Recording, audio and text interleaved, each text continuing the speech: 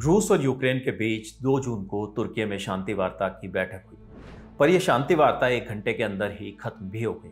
इस वीडियो में हम बात करेंगे कि रूस और यूक्रेन के बीच इस वार्ता से आखिर क्या निकला, किन मुद्दों पर तुर्की में हुई इस बैठक में सहमतियां बनी और किन मुद्दों पर दोनों देशों के बीच सामंजस्य नहीं बैठ सका। दोनों देशों के बीच शांति वार्ता मार्च 2022 के बाद दूसरी औपचारिक बैठक थी।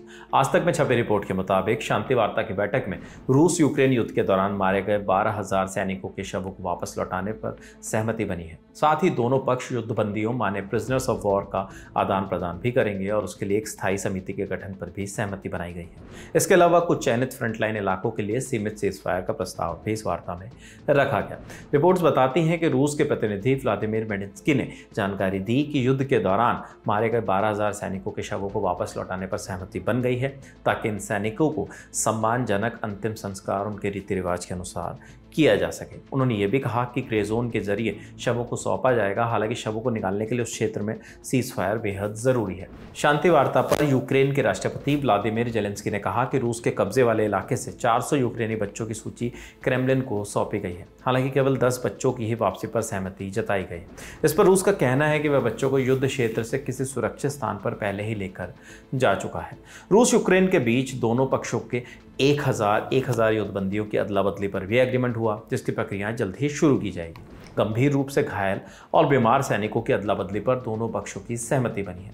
25 साल से कम उम्र के युवा सैनिकों को भी समझौते के दायरे में लाया गया है। यूक्रेनी रक्षा मंत्री रुस्तेम उमेरोव, जिन्होंने कीव के प्रतिनिधिमंडल का नेतृत्व किया, उन्होंने कहा कि कीव ने अपनी स्वयं की शांति योजना तैयार की और वह रूसी दस्तावेज की समीक्षा करेगा, जिस पर उन्होंने फिलहाल कोई टिप्पणी नहीं की। उमेरोव ने आगे कहा कि यूक्रेन ने जून के अंत से पहले एक और बातचीत करने का प्रस्ताव रखा है, लेकिन उसका मानना है कि कई विवादास्पद मुद्दों का समाधान केवल जेलेंस्की और पुतिन के बीच एक बैठक से ही संभव है।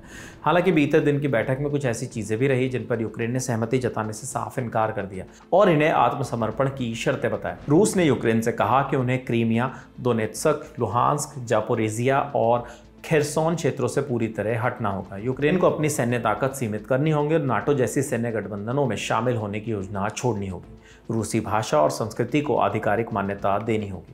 यूक्रेन को युद्ध के नुकसान के लिए मुआवजे की मांग छोड़नी होगी और रूस के खिलाफ प्रतिबंधों को समाप्त करना होगा। इन तमाम बिंदुओं पर यूक्रेन ने रूस को साफ इनकार कर दिया है। आपको बता दें कि शांति वार्ता से ठीक पहले यूक्रेन ने रूस पर रविवार 1 जून को बड़ा अटैक किया था।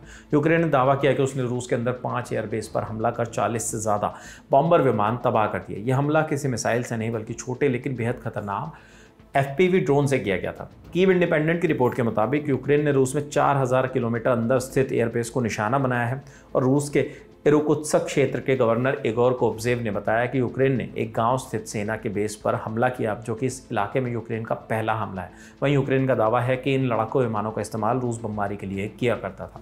रिपोर्ट के मुताबिक इस हमले में रूस के A-50, Tu-95 और Tu-22 M3 जैसे लंबी दूरी के बम वर्षक विमानों को निशाना बनाया गया। रूस के लिए विमान बहुत अहम है। हालांकि रूस की तरफ से अभी तक इस हमले की आधिकारिक पुष्टि नहीं की गई है, लेकिन कयास लगाए जा रहे हैं कि यूक्रेन का रूस पर यह अब तक का सबसे बड़ा हमला है। खैर, फिलहाल इस खबर में इतना ही। हमें जो भी नई जानकारी रूस और यूक्रेन से जुड़ी मिलेगी वो हम आप तक इसी तरह पहुंचाते रहेंगे। इस स्टोरी के लिए स्क्रिप्टिंग की है हमारे साथी शिवानी ने। देखते रहिए द लल्लन टॉप। शुक्रिया।